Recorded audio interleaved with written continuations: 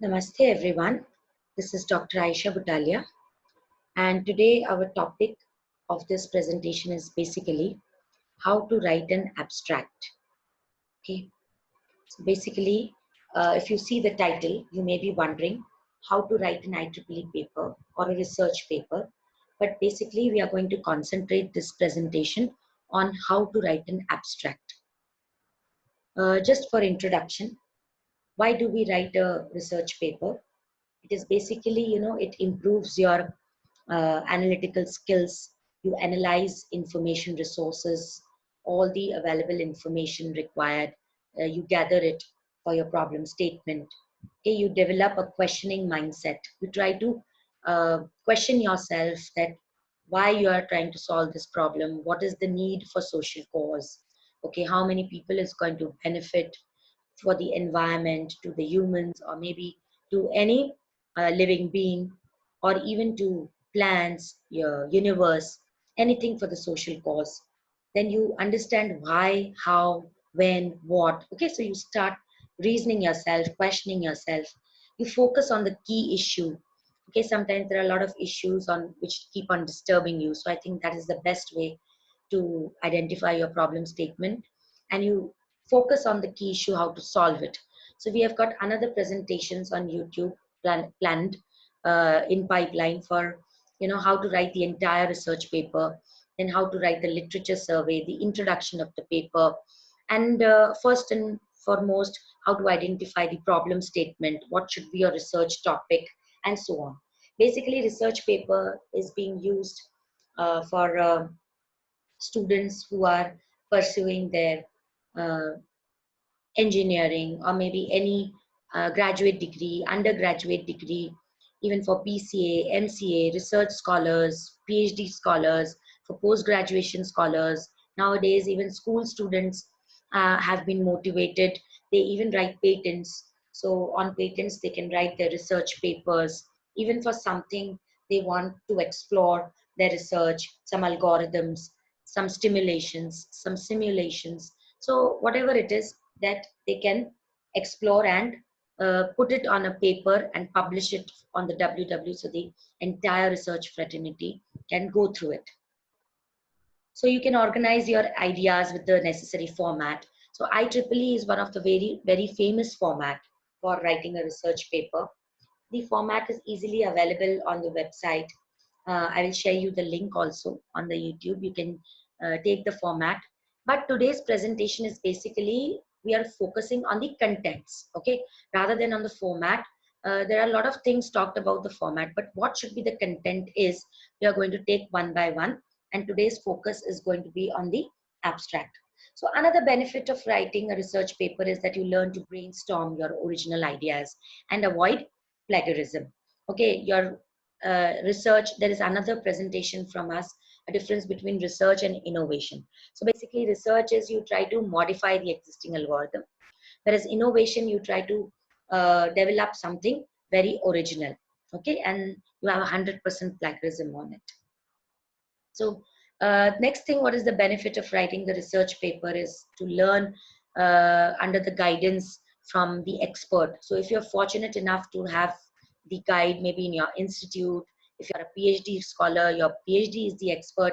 So in a particular domain, so you get the guidance of those people because they have gone through the entire research methodology process. They know what are the drawbacks, what are the outcomes, what are the shortcomings, etc. You know, what should be a good research, a bad research, what should be the path to follow, how to get out of the situation when you feel stuck up.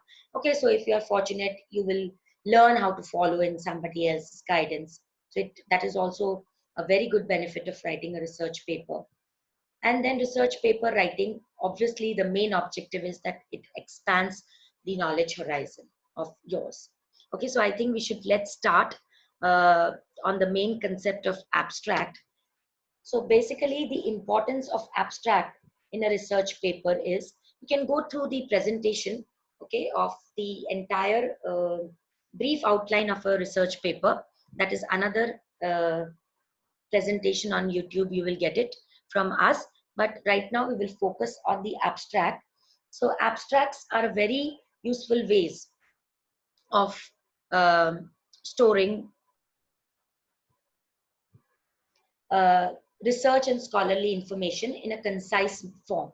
So they are used by online databases and libraries as a way to help retrieve information on a particular topic.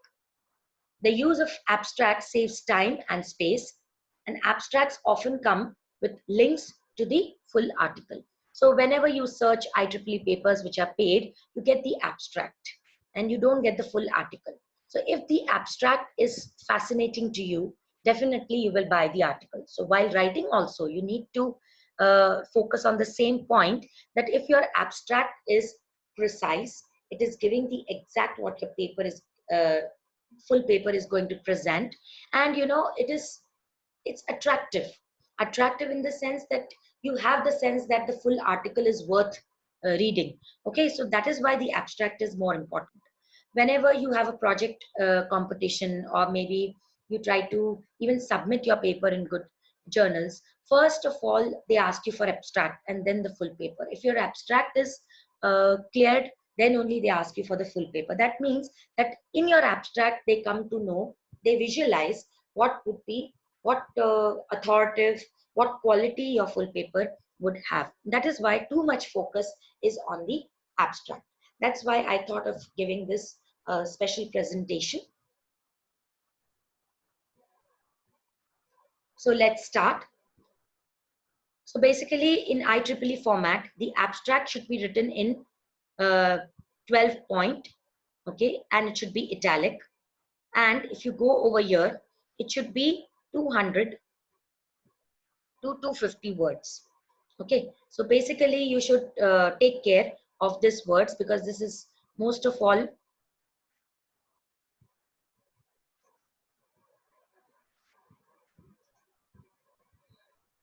focused by a lot of people.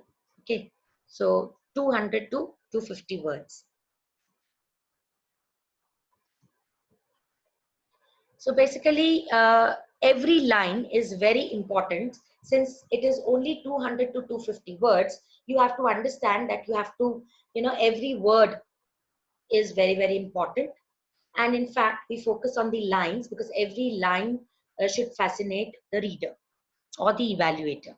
So I would suggest, I've just given a rough guidelines. It's not necessary that you should strictly follow it, but these guidelines would definitely help you, okay, how you can make your abstract a more of a nearer to the perfection, to fascinate.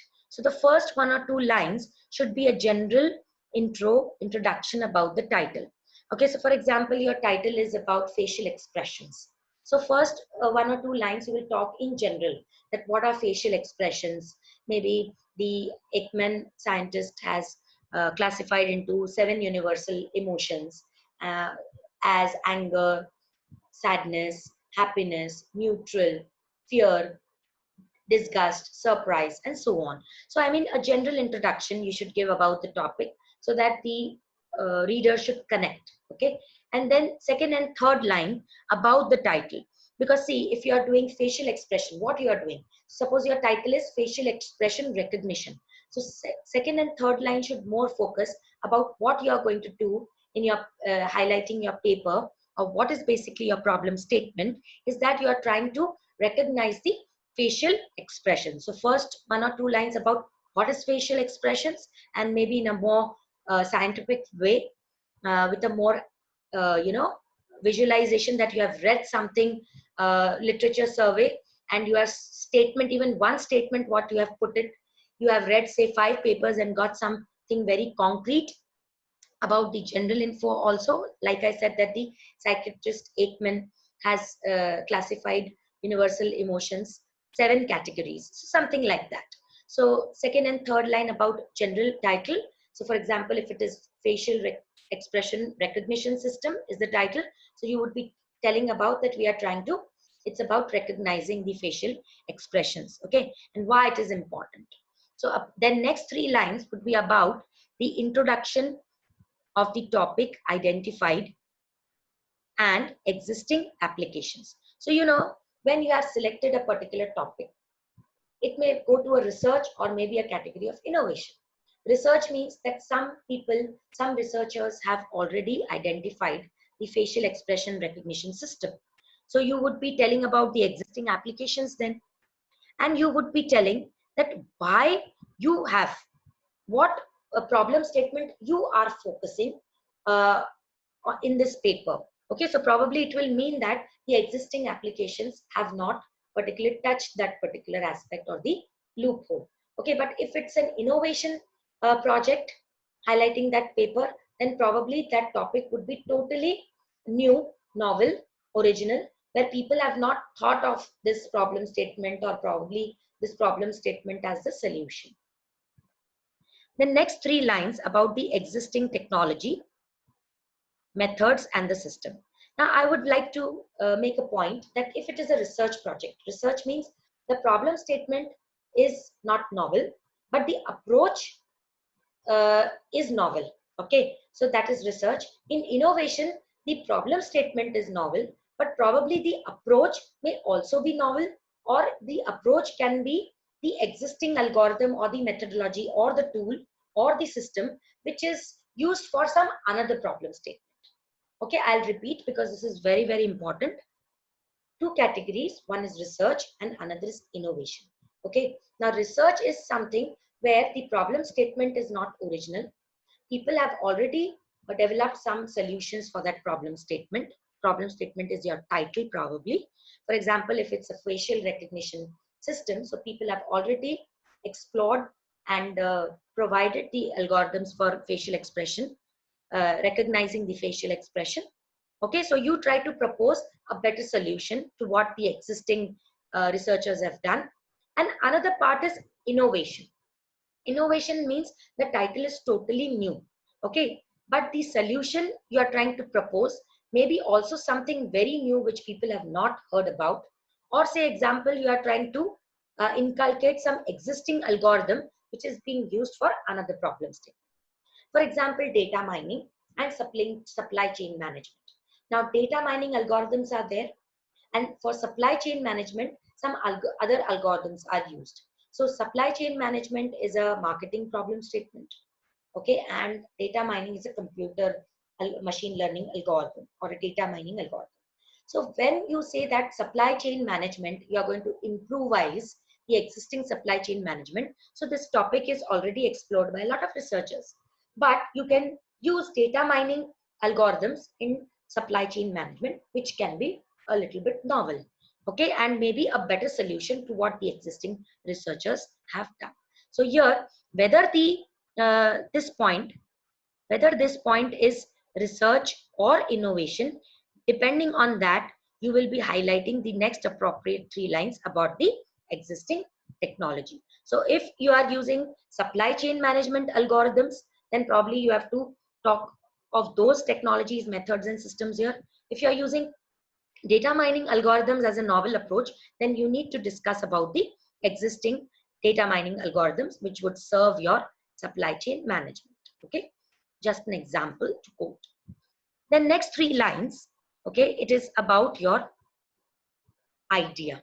So basically, why you have selected this topic, what fascinated you, what is the motivation behind it, and basically your motivation should always show that it should be useful at a larger scale. Okay, maybe to the technology, or maybe to for the social cause, maybe for the environment. Okay, maybe for the agriculture, food, shelter, whatever it is. So society at large. So if you highlight your idea in terms of society at large, maybe in terms of technology or your regular needs, then probably your idea would be more appreciated. And because an idea should not only be restricted to the paper, right? It should be used by the society, and that is why it will be appreciated and have a particular weightage. So the idea should be different from the existing system. So for example, the existing system is using supply chain management algorithms. Your idea is to use data mining algorithms. Okay, so that's another approach. That is why the idea is different. Or maybe facial recognition system. Some people have used the existing algorithm, say Bayesian theory or neural networks or fuzzy logic. But if you go through my research papers some 10 years back, I had used rough set theory and even the combination of rough fuzzy approach for identifying unstable sentiments. Unstable sentiments means the sentiments which are not seen on the face. Okay, some people, they try to give you respect, but at the back or the inside, they are just doing for the sake of flattering. Okay, they actually don't mean the respect which is being seen on their gestures. Okay, so that is called as unstable or unseen sentiments. So we had used rough fuzzy approach, which is a problem to identify uncertainties. So something novel was used, due to which the accuracy level to identify unstable sentiments had gone to a higher level. So you can use those, see those papers. I've also given it in the link in the Dropbox. So the next 5 to 6 lines, you have to describe about the process and a method. Because in my assumption, if you are a science student, okay, so the science part should come in this process and method. Okay, so if you are, if your topic is related to physics, then probably the formulas of physics, the science behind whatever uh, problem statement you have highlighted, okay, regarding to physics should be highlighted. Because if you are an MBA student, you will try to market the product. But if you are a technology student or an engineering student, then probably mathematics is the base. So without algorithms, without mathematics, I don't think this paper would be complete. Okay, so that should not be missing. In another terms, the hypothesis should be there. Okay, hypothesis means the input, the process, and the output. And the process should be truly domain specific. So if it's a computer engineering uh, researcher, then obviously the computer engineering algorithms, which can be fed it to the machines, machine learning can be used. Okay, something related to artificial intelligence. Okay, if you are a mechanical, then something related to CAD CAM, something like that. So totally technical based process and method should be is expected over here. So hypothesis in terms of the science or the domain in which the paper has been selected. So it should be different from the provided improvisation in the existing one. So obviously you have written a paper after creating some model or maybe simulation or maybe the project or the system itself. Okay, in one of the presentation, I have shared the difference between what is the prototype, model, uh, architecture, system. They are all different. Since the names are different, they are all different. And as a researcher, you should know the exact meaning so that you use the appropriate word in your paper also. Okay, so if it's a system, I'll just give in brief. If it is a system, then you have an input, you have a process, you have an output, and a full-fledged product actually. Okay, just need to be deployed. If it's a simulation, then probably it has been tested on a model. Okay, and if it is an architecture diagram, it will be again a model, but all the data flow be clearly defined in that particular system. Okay, so whenever your project is complete or your simulation is complete, it is called as complete when the testing is done. Okay, so once you implement the system or the prototype or the architecture or the model, whatever it is, you try to test it, okay, using some sampling methods or some testing data, and you try to compare it with the existing products or maybe simulations or maybe architectures. And when you see that the previous uh, systems, okay, have a loopholes and your system is better in terms of you can say accuracy or maybe in terms of storage or in terms of speed, in whatever measure you are trying to highlight in the problem statement, which uh, you're going to focus for improvisation, for improvement, that should be the it should be very well clearly defined in the abstract. Okay, so 5 6 lines about the process and method, and it should be different from the provided improvisation and existing one. So 1 line aim and 4 to 5 objectives to fulfill the aim. So next line would be 1 line aim. 1 line aim, that means what is exactly you are trying to achieve, okay, for which you have done all this research, and 4 to 5 objectives to fulfill that aim. So probably your problem statement can also be your aim. but the title of the paper can be the problem statement or the aim rather, but the aim can be of 2 lines, okay, maximum. But a problem statement also can be of 2 lines, but the title of the paper cannot be of 2 lines. So what you do basically, your problem statement or the aim, that means why you have selected this research paper and what you are going to do about it, okay, so that all things can be defined as problem statement and aim which can be of maximum 2 lines. But the title of the paper, okay, it should not go more than half of the line. Okay, so 5 6 words or maybe maximum 10 words or say a maximum 1 line is expected. So what you do is basically your problem statement on aim, you try to shorten it to make the title of the paper. And you have to also note that your title of the paper is innovative. Okay, it should not be same exactly on the www. So we have got a separate presentation how to go about the title of the paper. You can refer that in detail. So basically next part of the abstract would be a 1 line aim. It can go to obviously to 2 line problem statement and 4 to 5 objectives to fulfill that aim. So for example, you have facial expression recognition system, right? So your aim would be that we propose to develop and implement a facial expression recognition system, okay, which would recognize the human facial expressions, okay, something like that. So to fulfill that aim, you can have that first we will identify the face of the image, okay, then we will try to extract the features from the face. That would be the second objective. Third would be to identify an algorithm, okay, which would heuristically and efficiently classify rather the facial expressions in terms of emotions. So these can be the objectives, right? So next point would be third to fourth line about the usability of the scope. So if your project or maybe your system or your prototype, if it's not going to be used anywhere, then there is no point in writing the research paper.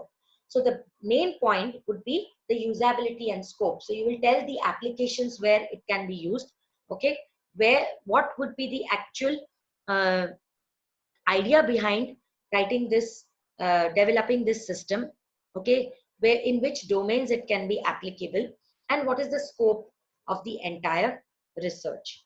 The more the scope, the more the higher level your research will be used, the more you will have citations and so on.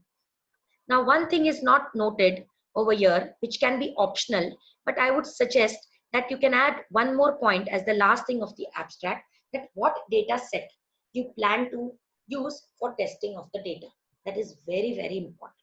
Sometimes people think that implementation is the last thing and testing is not a very eminent part, but let me tell you that testing is actually the main part, okay, and you should give enough time to have in exhaustive testing along with heuristic testing as well.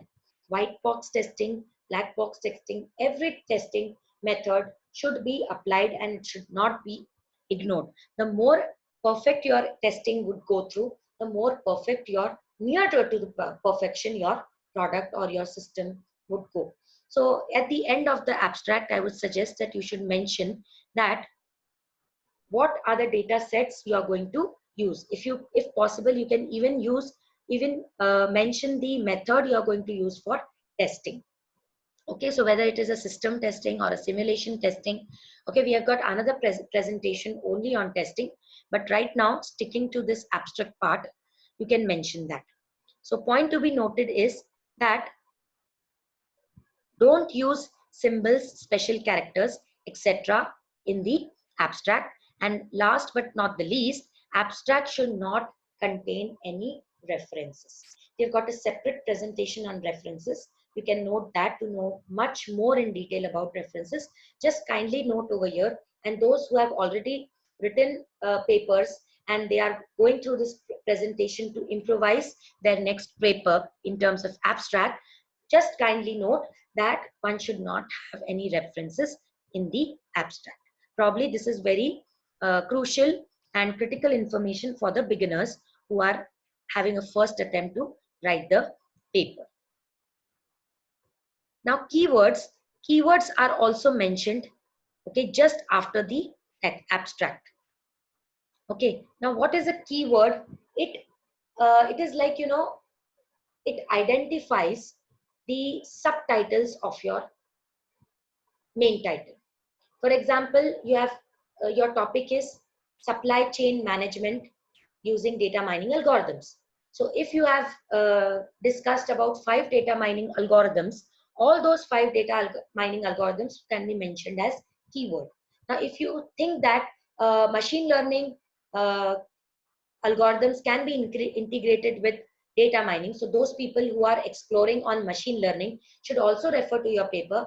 So you can add even machine learning as your keyword. So the keyword is actually posted with your paper whenever it is uploaded on Google.